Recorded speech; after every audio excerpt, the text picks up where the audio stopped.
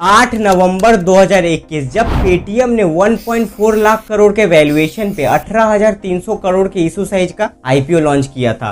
उस वक्त Paytm India का सबसे बड़ा आईपीओ था। पेटीएम के आईपीओ को लेकर लोगों में बहुत ज्यादा एक्साइटमेंट भी थी, क्योंकि पेटीएम का आईपीओ इतना ज्यादा बड़ा था, इसलिए लगभग हर किसी को कंपनी का अलॉटमेंट भी मिल गया था, जिससे हर कोई खुश भी था। लेकिन लिस्टिंग डे के दिन जो हुआ उसे आज तक कोई भुला नहीं पाया है। 18 नवंबर 2021 को जब कंपनी का शेयर प्राइस स्टॉक एक्सचेंज में लिस्ट हुआ तो लिस्टिंग के दिन ही कंपनी का शेयर प्राइस 27% से गिर गया और सिर्फ 2 दिनों में कंपनी का मार्केट कैप 50,000 करोड़ के लगभग गिर गया। और सबसे बड़ी दुख की बात तो ये है कि पेटीएम का शेयर प्राइस आज तक अपने इशू प्राइस को टच नहीं कर पाया है। यानी आईपीओ के वक्त जो भी कंपनी ने अपना शेयर प्राइस रखा था उस शेयर प्राइस को आज तक कंपनी टच नहीं कर पाई है। इसी तरह ठीक उसके अगले साल यानी 4 मई 2022 को जब एलआईसी ने 21,000 करोड़ के इशू साइज का आईपीओ लाया तो उस वक्त पेटीएम को पीछे छोड़कर एलआईसी इंडिया का सबसे बड़ा आईपीओ बन गया था। लेकिन एलआईसी का हाल भी लगभग वही हुआ जो पेटीएम का हुआ था। यानी एलआईसी का शेयर प्राइस जब स्टॉक एक्सचेंज में लिस्ट हुआ तो वो अपने इशू प्राइस से 8% कम में लिस्ट हुआ। यानी एलआईसी ने भी नेगेटिव लिस्टिंग दिया, जिसके कारण इन्वेस्टर्स को बहुत ज्यादा लॉस झेलना पड़ा। और ये ना सिर्फ एलआईसी और पेटीएम की स्टोरी नहीं है, इंडिया में आज तक जितने भी बड़े बड़े आईपीओ आए हैं उनमें से ज्यादातर आईपीओ ने नेगेटिव लिस्टिंग ही दिया है। इनफैक्ट अभी recently Hyundai motor India limited company ने 27,000 करोड़ के इशू साइज का आईपीओ लाया, जो कि आज तक का इंडिया का सबसे बड़ा आईपीओ था। लेकिन उसके साथ क्या हुआ? उसके साथ भी वही हुआ जो कि आज तक के सबसे बड़े आईपीओ के साथ होते आया है। यानी उसने भी नेगेटिव लिस्टिंग दिया, जिसके कारण इन्वेस्टर्स को बहुत ज्यादा लॉस झेलना पड़ा। ऐसे में ये सवाल उठता है कि आखिर ये जो बड़े बड़े आईपीओ होते हैं वो फेल क्यों हो जाते हैं? क्योंकि अगर आप इसका ऑपोजिट देखें तो जो स्मॉल साइज के आईपीओ होते हैं उनमें से ज्यादातर आईपीओ सक्सेस हो जाते हैं। तो आखिर बड़े आईपीओ में ऐसा क्या प्रॉब्लम है जिसके कारण वो फेल हो जाते हैं, सक्सेस नहीं हो पाते? जानेंगे इस वीडियो में। नमस्कार दोस्तों, मैं हूं विपिन और आज के इस वीडियो में हम जानेंगे कि आखिर बड़े आईपीओ फेल क्यों हो जाते हैं। और साथ ही साथ इस वीडियो के एंडिंग में मैं आपको ये बताऊंगा कि किसी भी आईपीओ में इन्वेस्ट करने से पहले आपको उसमें क्या देखना चाहिए, ताकि आप गलत आईपीओ में इन्वेस्ट करने से बच सके और आपको आईपीओ में लॉस ना हो। देखिए, हम में से ज्यादातर लोग आईपीओ में इन्वेस्ट इसीलिए करते हैं ताकि हमें उससे लिस्टिंग गेन मिले और प्रॉफिट हो। यानी बेसिकली हमारा आईपीओ में इन्वेस्ट करने का पर्पस होता है लिस्टिंग गेन के जरिए प्रॉफिट कमाना। इसीलिए सबसे पहले हम ये समझेंगे कि आखिर आईपीओ में कंपनीज के शेयर प्राइस में लिस्टिंग गेन होता कैसे है। देखिए, जब भी कोई कंपनी अपना आईपीओ लाती है तो उससे पहले वो एक डीआरएचपी फाइल करती है, जिसे हम कहते हैं ड्राफ्ट रेड हेरिंग प्रोस्पेक्टस, जिसमें कंपनी के बारे में सब कुछ लिखा हुआ रहता है। जैसे कंपनी क्या करती है, उसके फंडामेंटल्स कैसे हैं, उसका फ्यूचर गोल क्या है, कंपनी जो भी आईपीओ के जरिए पैसा जुटाना चाहती है उससे वो क्या करेगी, ये सब कुछ लिखा हुआ रहता है।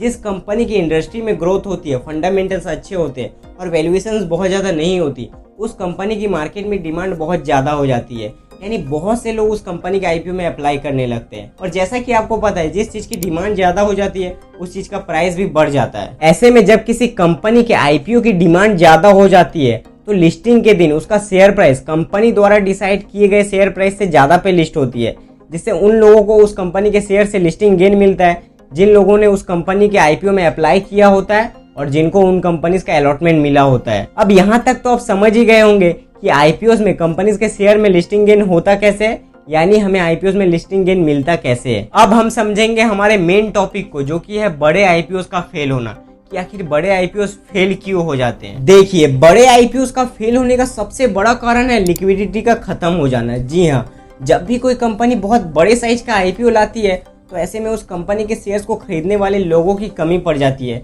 जिससे होता क्या है कि कंपनी के शेयर्स की डिमांड बहुत ही कम हो जाती है और सप्लाई बहुत ही ज्यादा। कंफ्यूजन, चलिए इसे बहुत ही आसानी से एक एग्जांपल से समझते हैं। मान लीजिए कोई कंपनी सिर्फ 100 करोड़ के इशू साइज का आईपीओ लाती है और मान लेते हैं कि कंपनी के शेयर्स की डिमांड बहुत ज्यादा होने के कारण कंपनी के आईपीओ को 100 टाइम्स का सब्सक्रिप्शन मिलता है। यानी पब्लिक द्वारा कंपनी के आईपीओ को 100 गुना सब्सक्राइब किया जाता है। यानी अगर मैं एकदम सीधा सीधा कहूँ तो कंपनी ने मांगे 100 करोड़ और कंपनी को मिले 10,000 करोड़।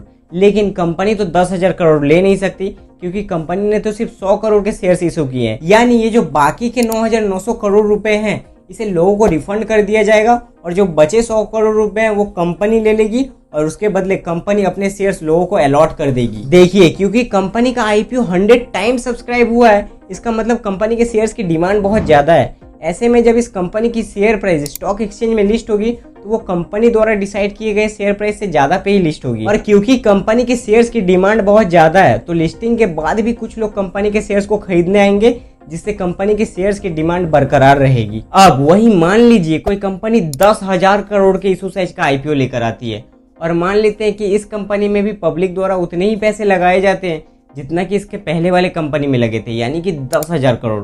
लेकिन ज़रा देखिए, इसके पहले वाले कंपनी में 10,000 करोड़ लगे, वो 100 गुना सब्सक्राइब हुआ, और वहीं इस कंपनी में भी 10,000 करोड़ लगे, लेकिन फिर भी ये सिर्फ वन टाइम ही सब्सक्राइब हुआ। क्यों? क्योंकि इसका इशू साइज बहुत ज़्यादा बड़ा है, और क्योंकि इसका इशू साइज बहुत ज़्यादा बड़ा है इसलिए बहुत से लोगों द्वारा कंपनी के आईपीओ में पैसा लगाने के बावजूद कंपनी का आईपीओ ओवर सब्सक्राइब नहीं हो पाया। और क्योंकि कंपनी का आईपीओ ओवर सब्सक्राइब नहीं हो पाया तो ऐसे में आप ये कह सकते हैं कि इस कंपनी के शेयर्स की डिमांड नहीं है। क्यों? क्योंकि कंपनी ने जितने पैसे मांगे थे कंपनी को उतने ही पैसे मिले, उससे ज़्यादा पैसे नहीं मिले। ऐसे में जब इस कंपनी की शेयर प्राइस स्टॉक एक्सचेंज में लिस्ट होगी तो वो कंपनी द्वारा डिसाइड किए गए शेयर प्राइस से कम में ही लिस्ट होगी, यानी इशू प्राइस से कम में ही लिस्ट होगी। क्यों? क्योंकि कंपनी के शेयर्स की डिमांड नहीं है, और क्योंकि डिमांड नहीं है तो लिस्टिंग के बाद जब इन्वेस्टर्स कंपनी के शेयर्स को बेचने जाएंगे तो कोई खरीदने वाला नहीं मिलेगा। खरीदने वाला क्यों नहीं मिलेगा? क्योंकि जितने लोगों ने कंपनी का आईपीओ में अप्लाई किया था उन सबको तो कंपनी के शेयर्स के अलॉटमेंट मिल ही गया, यानी डिमांड तो बची ही नहीं, तो खरीदेगा कौन? ऐसे में जिन लोगों ने कंपनी के आईपीओ में लिस्टिंग गेन के लिए अप्लाई किया था वो लोग अब अपना शेयर बेचना चाहेंगे, लेकिन लिक्विडिटी इशू के कारण बेच नहीं पाएंगे, जिससे होगा क्या कि कंपनी के शेयर्स की सप्लाई बढ़ जाएगी, जिसके कारण कंपनी का शेयर प्राइस और भी ज्यादा गिरने लगेगा। देखिए, लिस्टिंग गेन के लिए आईपीओ में इन्वेस्ट करना गलत नहीं है, लेकिन आपको ये समझना होगा कि हर कंपनी लिस्टिंग गेन नहीं देती, कुछ कंपनियां लिस्टिंग लॉस भी देती है। अगर आप चाहते हैं कि जिस कंपनी का आईपीओ में आप अप्लाई करें उसमें आपको लॉस ना हो बल्कि प्रॉफिट ही हो, तो आपको ये कुछ 4-5 पॉइंट्स फॉलो करने हैं। सबसे पहला पॉइंट तो ये कि जिस कंपनी के आईपीओ में आप अप्लाई कर रहे हैं आप उसमें ये देखिए कि उस कंपनी की इंडस्ट्री में ग्रोथ है कि नहीं, क्योंकि अगर इंडस्ट्री में ग्रोथ नहीं होगी तो बिजनेस में ग्रोथ नहीं होगी, और अगर बिजनेस में ग्रोथ नहीं होगी तो कोई भी इन्वेस्टर उस कंपनी में इन्वेस्ट क्यों करेगा? कोई भी नहीं करेगा। दूसरा, आपको कंपनी के फंडामेंटल्स को चेक करना है, जिसमें आपको कंपनी के 3 साल के रेवेन्यू और प्रॉफिट को देखना है। आपको ये देखना है कि कंपनी प्रॉफिटेबल है कि नहीं, और साथ ही साथ वो अपने प्रॉफिट को हर साल बढ़ा पा रही है या नहीं। और आपको ये भी देखना है कि कंपनी में बहुत ज्यादा कर्ज ना हो, यानी सीधा सीधा कहूँ तो कंपनी के फंडामेंटल्स अच्छे होने चाहिए। तीसरा और सबसे इम्पोर्टेंट, आपको ये देखना है कि जिस वैल्यूएशन पे कंपनी अपना आईपीओ ला रही है कहीं वो बहुत ज्यादा तो नहीं है, यानी कंपनी बहुत ज्यादा ओवर वैल्यूएशन पे अपना आईपीओ तो नहीं ला रही। देखिए, अगर किसी कंपनी का आईपीओ का इशू साइज बहुत ज्यादा होता है और वैल्यूएशन भी बहुत ज्यादा होती है तो इस तरह के कंपनीज के आईपीओ से आपको बच के रहना चाहिए। इस तरह के आईपीओ आपको हमेशा लॉस ही देते हैं। चौथा, आपको ये देखना है कि जो कंपनी अपना आईपीओ ला रही है उसके आईपीओ लाने का पर्पस क्या है, यानी आईपीओ के जरिए जो वो पैसा उठाएगी